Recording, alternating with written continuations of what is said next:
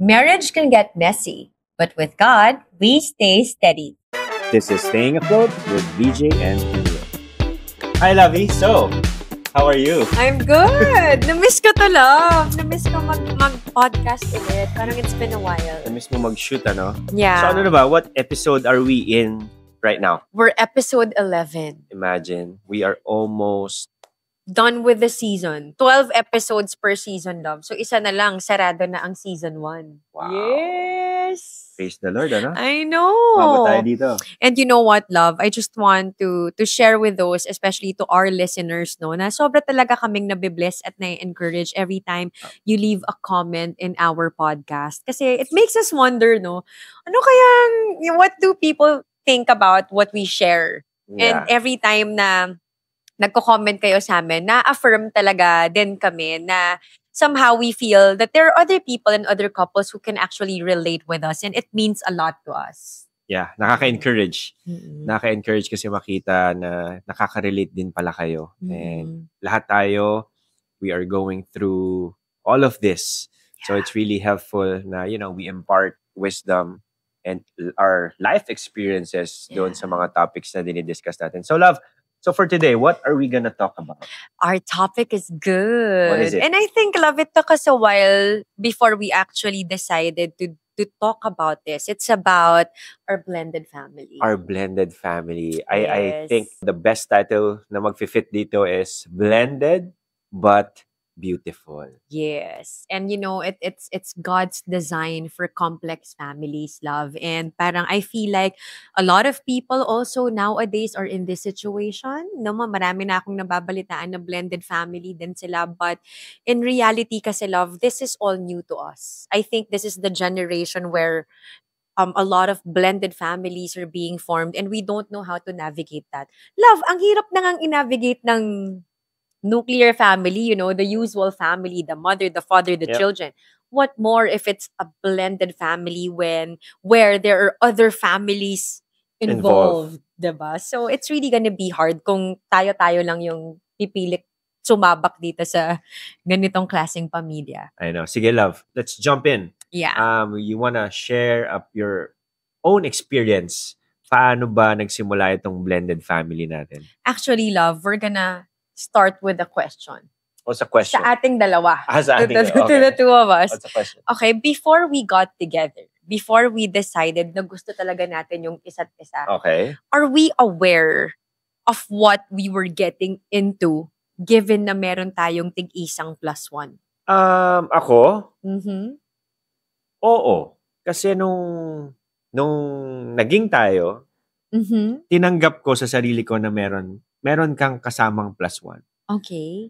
So, tinanggap ko yun. That's the reality. Talagang, right from the beginning, alam ko na meron kang +1. But, yung mga dadaanan natin, hindi ko pa siya ganon nakita. Because I was so focused lang na maging tayo. Alam ko, Nathan is there. At ganon din sa'yo, si Ice is there. Pero yung mga people around us, hindi ko nakita yon na magkakaroon pala tayo ng mga challenges on that area. Nice. Wow. It's the first time I've actually heard about that. Ako naman, love, I wasn't aware. I'm gonna be very honest. I wasn't aware. All I know at that time is that I really like you. That's same. I really like you. Same. I love you. I wanna be with you. Ang feeling mo. No, but really, that's really where my heart was. I just really want to be with you. So parang, syempre, nakita ko. Syempre, there were moments I remember, love, in the past that we would talk about this. We would talk about Ice. We would talk about the complications of course, yung mga kailangan sa'yo. Nakikita ko na may mga problema or may mga ganong challenges. Pero hindi ko din, same as you, I did not see also that eventually, ito pala yung magiging challenges na haharapin natin nung talagang totohanan na. Alam mo yun, love? Yun. That's how it started for me. So somehow, love, pareho tayo, di ba? And, somehow, I would say God allowed that to happen. Yes. Okay, in Romans chapter 8, verse 28, it says here, and we know that in all things, God works for the good of those who love Him, who have been called according to His purpose. So ang sabi niya dito, in all things, sa lahat ng bagay na nangyayari sa inyo or sa amin, good or bad man yan, God allowed it to happen. That's true. And I like what he said here, that for the good of those who love Him. Ibig sabihin, yung mga nagmamahal lang sa akin. And how we can show love to God is on how we obey His word and how we follow Him every single day to carry that cross na kailangan nating gawin every single day. And who have been called according to His purpose. So, kumbaga sa amin, even if we are a blended family, sorry. God allowed that to happen. May gano'n na. Okay lang yan. So, Yeah, yun, love. I agree with you, love. Like, parang, looking back, parang not knowing back then, ano tong pinapasok natin, Parang ngayon ko nare-realize at this point in our faith and in our marriage that if you do it right, you can actually enjoy it. And parang, yun yung sa akin. Blended families are hard. Blended families are complicated because there are so many things surrounding it, but it can also be beautiful if done right. And there is no other way for me to be able to navigate this apart from the Lord. I know. So, our first point is unity, not division. Kasi di ba, like we said, marriage, we are as one. Yes. And also in our family, in our children, we should be as one to them. Hindi tayo dapat nagde-divide. Hindi porket blended ka, iba ka. No. Kailangan you are as one. I remember, love, for me, one of the challenges or conflicts na alam kong, yung masama dito, ngayon ko nare-realize, love, is those are self-inflicted conflict. Ako rin yung gumawa ng conflict na yun sa pamilya natin. How? I used to think, love, before, na every time you would spend time with Ice, na kayong dalawa lang, iisipin ko, kasi sila talaga to. Parang they will always have this time together or this thing together because sila yung mag-ama. And ako naman, feeling ko, ganun din kami ni Nathan. That we are always a team. May times nakakampihan ka ni Ice or si Ice would always side with you and I feel like Nathan should always be on my team. Na may ganong division in our family. And it's sad, love, because it's just me and my thoughts. Putting that division in our family. Ako lang yung nag-isip nun sa pamilya natin. And it can be a reality for some blended families na ang anak ko ay anak ko lang. Ang anak mo ay anak mo lang. Ang anak natin, yun lang yung poproblemahin ko. And love, it's dangerous. I realize it's dangerous to be thinking that way because as one, whatever is yours is mine. And whatever is mine is also yours. Right. So if we become a blended family, dapat isa yun sa mga tinatanggap natin sa puso at isip natin na ang anak mo ay anak ko rin. As and one. vice versa. As one. Yes. Siguro for practical tips lang, no? Pwede niyong gawin is you create your family tradition. Kailangan yung ginagawa nila before o yung ginagawa namin before. Sa kanya, kay Nathan, ako kay Ice. Kailangan yun, you create sa inyong apat. Na kung dati ginagawa niyo ng kayo lang, no, you have to include the plus ones, include niyo yung spouses niyo together kasi you are as one. Regardless of your situation, kailangan you are as one pa rin.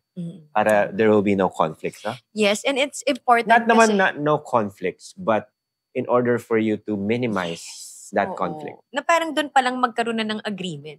Kailangan doon palang mag-agree na kayo na ang anak mo ay anak ko rin. Kasi parang minsan doon yung gray area in some blended families, love. You just assume. Because you don't talk about it. Right. I hear some blended families, love, na ang anak ko, I make sure I provide for my children para yung asawa ko ngayon, hindi niya kailangan problemahin yung mga anak ko sa una. Dangerous still. Because as a blended family, we're supposed to be just one family. We cover every children in that family. Walang iyo, akin, atin. For me, yun siguro. Tama. Okay. Number 2 point is, love is a choice, it is not a feeling. Yes. Diba? Feeling kasi natin, ang pagmamahal ay feeling siya. No, it is a choice to love. Kahit na hindi mo siya biological son or biological daughter, or you have to choose na mamahalin mo siya. coming into the relationship kung alam mo na may plus one yan, kailangan kasama na siya.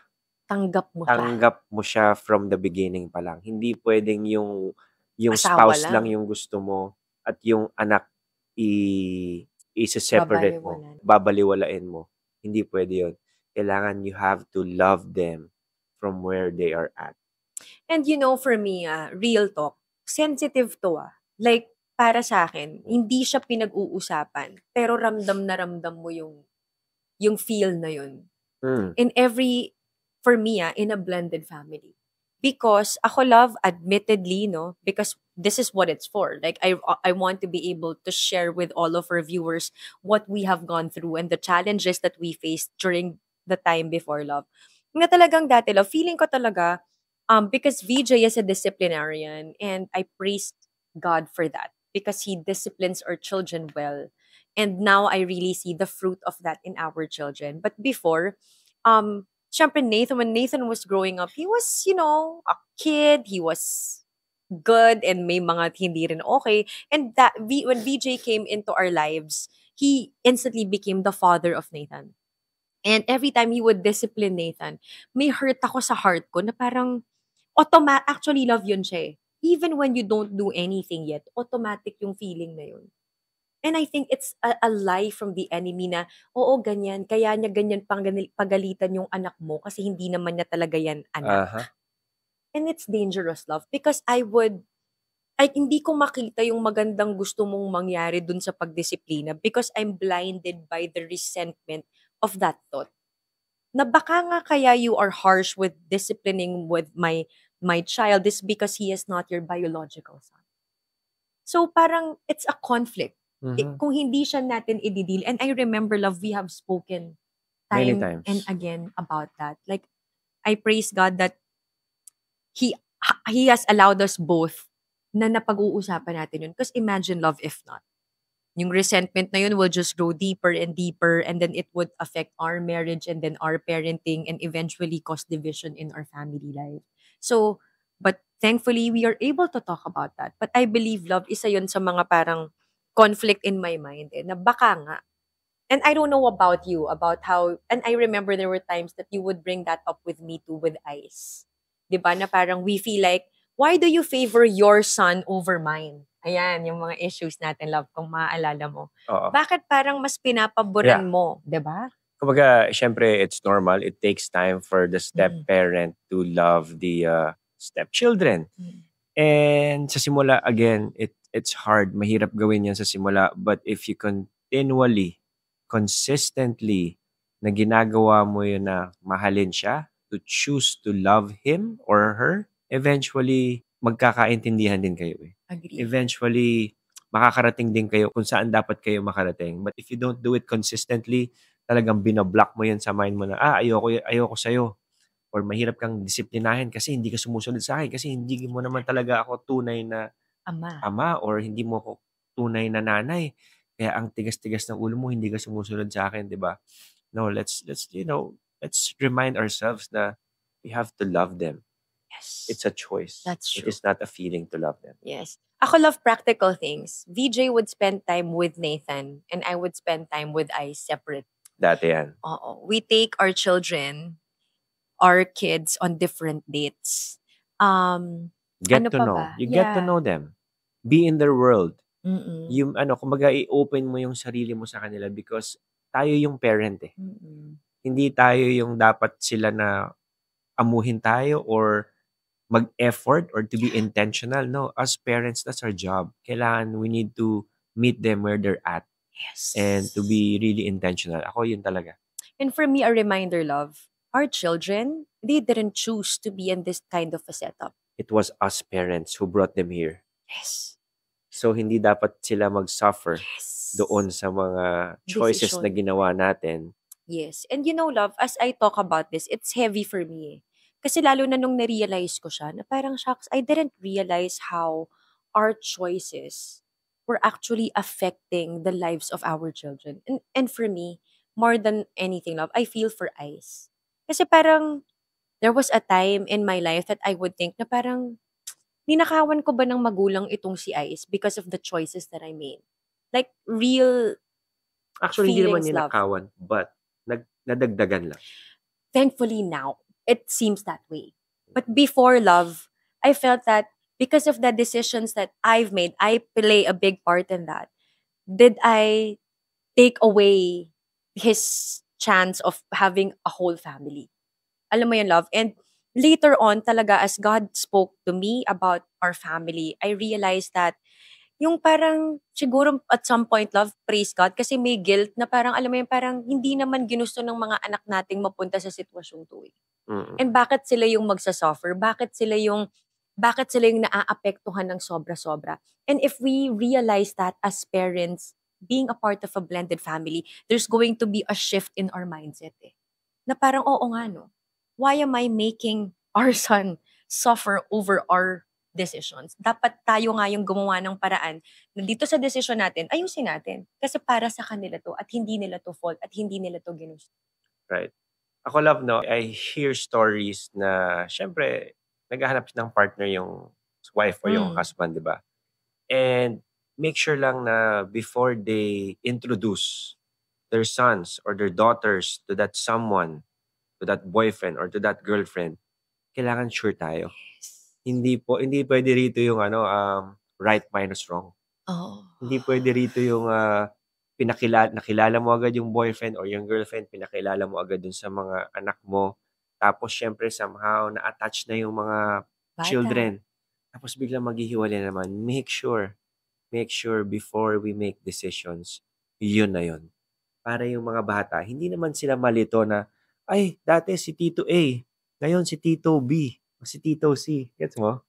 Kailangan, you need to make sure before you introduce them. Tapos yung masaklap pa dun, love, wala silang closure. Yeah. Na-attach ka, tapos ngayon wala na siya, tatanggapin mo na lang yun. Magko-cope ka na lang doon. So, kailangan sure ka kapag ipapakilala mo na sa mga anak mo. Yes, because they are also a part of that. Hindi yung ikaw naka-move on ka, ikaw na heartbroken ka, na-process mo, sila ba na-process ba nila? Yeah. Diba? Yun, parang it takes mindfulness to be able to understand, oo nga no, kasama pala yung mga anak ko sa mga bawat decision na gagawin ko, lalo na pagdating sa love life. If you're a single mom or a single dad, always consider also the feelings of your children. Number 3 point, love, is embrace grace for the past and hope for the future. Ganda. I-embrace natin yung ano yung meron ngayon. Let's not look what lies behind, but let's look what lies in front of us. Di ba, pag nagmamaneho tayo ng kotse, wala naman nagmaneho ng kotse na papunta doon pero tumingin sa likod. Hindi ka makakarating kung saan ka pupunta. In order for you to move forward, you have to let go of that past. Let go of that baggage. Let go of that, pain in the past and move forward. To the future. To the future. Agree. Kasi, again, God allowed it to happen in your life. I'll start with embracing grace from the past, love. Kasi I feel like siguro mas ako yung nakaka-resonate dito pagdating sa'yo. You know, before, syempre parang one of the challenges in the blended family is that, syempre VJ and I, we were married, we have kids. And then of course, biglang very, may tatawag, okay, tas may kailangan si Ice, let's say, may kailangan si Ice. So biglang parang yun yung mga realization na parang, syempre in my mindset, isip ko, part yun ng nakaraan ni VJ. But why does it still continue to be a part of our present life? Because that's the reality of a blended family. It doesn't mean that it happened in the past, kakalimutan na ni VJ yung past niya na yun. Because Ice is with us. He is a child. He is living and he continually needs his father. But sadly, because of my immaturity back then, hindi ko siya nakikita as that. So I would see it as a competition. Alam mo yan, love? I would see it as a competition na parang, so, okay, paano ko ba to i-explain na, kunwari ganito, love, I know you are needed by Ice. And every time that you are needed by Ice up for something or anything, I feel like it's in competition with me and my children. Yun yung pakiramdam. And parang, again, it's a self-inflicted conflict. Ako lang din yung nag-iisip nun because I am selfish, because I want you all to myself. And every time that, there is a need from you on the other side, I feel like time ko yun, tas kinukuha pa ng iba. It's really out of selfishness. And that's how I used to think before. Competition siya. Feeling ko, magsa-start na yung selos. 'Di ba magsa-start na yung selos, magseselos ka na parang bakit ganyan? And then syempre, there are times when you and his mom will have to talk. And every time you would talk, nagseselos ako, love. Immature talaga. And you know, yun yung sinasabi ko na parang you have to accept this eh. Getting into a blended family, kailangan isa yun sa mga natatanggap mo. Siyempre, kailangan nilang mag-usap. Kasi they have to talk about the future of ICE. They have to make decisions for ICE. They are co-parenting together. But yung maganda doon, love, is eventually we were able to find the right groove na we as husband and wife, and then we co-parent with them. Ganon din sila. They are a husband and wife and they co-parent with us. But it takes a lot of maturity to get their love. Kasi dati, yun yung conflict sa heart ko. Nagsiselos ako. I vie for your time. I vie for your attention. I feel like may kahati ako sa'yo. And not realizing that it's not just it's not just your past. I have to embrace that because it will continue to be a part of our present and our future. Very nice. Yun, love. Agree ako. Mas nakaka-relate ka dun eh, no?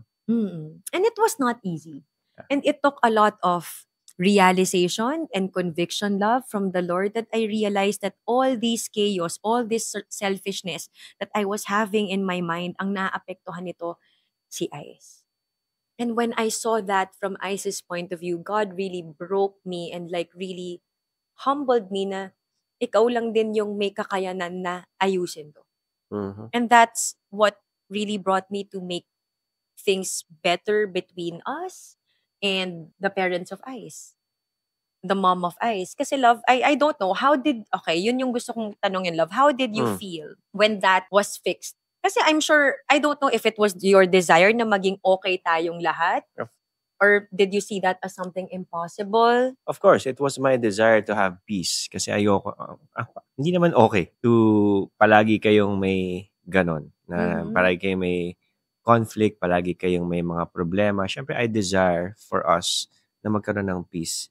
And, you know, it was so unreal to me when you guys talk. I remember that. And, you know, sobrang answered prayer yon. And it all started with being humble.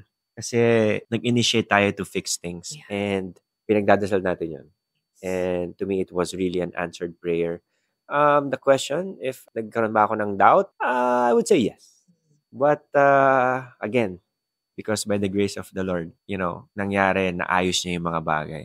Ang ganda ng sinabi dito in Isaiah chapter 43 verses 18 to 19, it says, "Forget the former things, do not dwell on the past. See, I am doing a new thing." Wow. So, di ba parang wag nating i-dwell kung ano yung meron tayo in the past. I know there were hurts, there were pains, but in order for us to move forward, kailangan i-fix natin yung eyes natin or yung focus natin what lies ahead of us. Agree. And you know, love, for me, the blessing there is that how I have seen and felt how Ice's love and the way he treated me really transformed the moment he knew that everything is now okay. Yep. He was no longer walking on eggshells. Hindi na siya naiilang to share with us about his mom and their family. Alam mo yung love, and ang laking lift nun sa heart. Ang laking burden pala nun. Ang laking bigat pala yung nawala when that happened in our family. Number 4 point. Tama ba? Point number 4. Yeah. Point number 4 is parenting as a team. Yeah.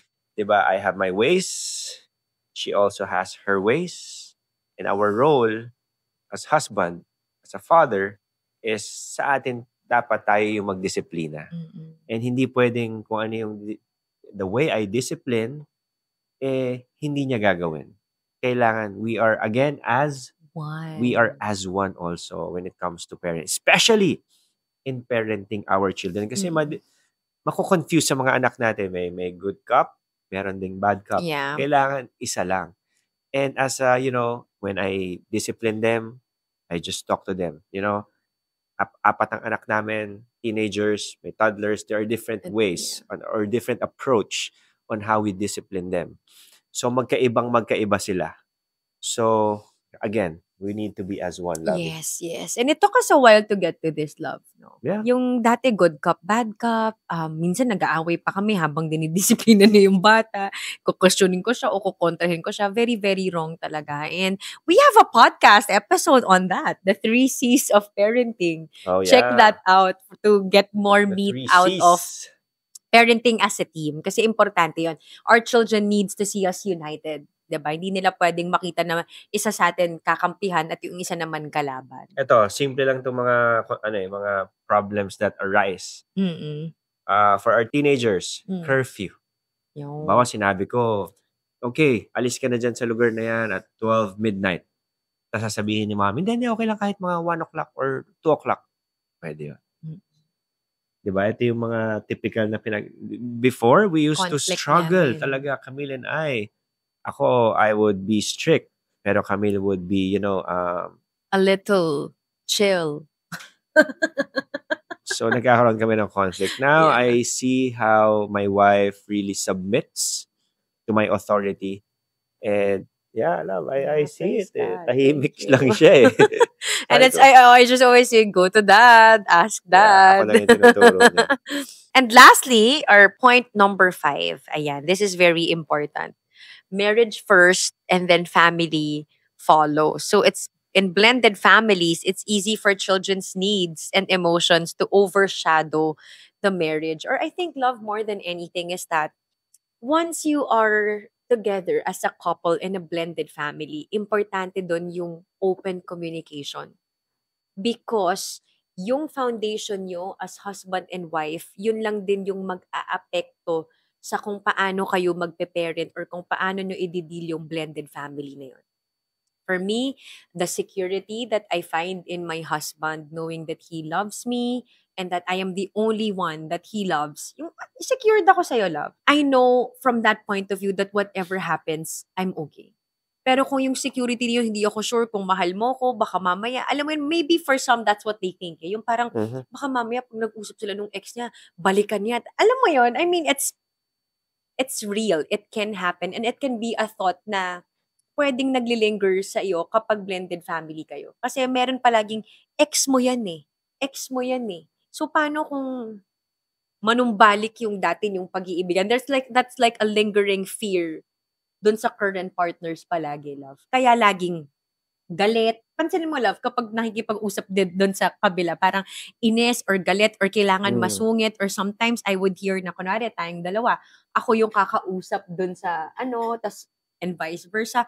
But the thing is, kailangan yung marriage nyo maayos. Para dun pa lang, whatever conversation, openness is important. Us, what we do, we know everything. Di ba, love? Like, we talk about everything. Even when we talk to Ice's family, Ice's other parents, it's always husband and wife thing. Yun. That works for us. So maybe that's something that you can also do para wala kayong, anong pinag-usapan nyo? Minsan kasi yun yung mga little conflicts, love, yan, pinag-usapan nyo. Siguro ganyan, tapos manganganak na siya into May group. Something deeper. May group. So yun, fix the foundation of your marriage. If you are secured there, then you can be happy parents to your blended family. Marriage first, family will follow. Yes. Very nice. Siguro just to cap it off. Yes. So, marriage first and then family comes after.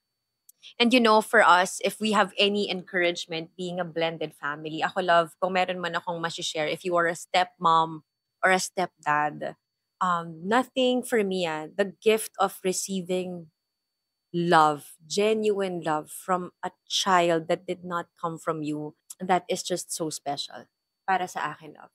That's one of the things that God has gifted me with my relationship with Ice.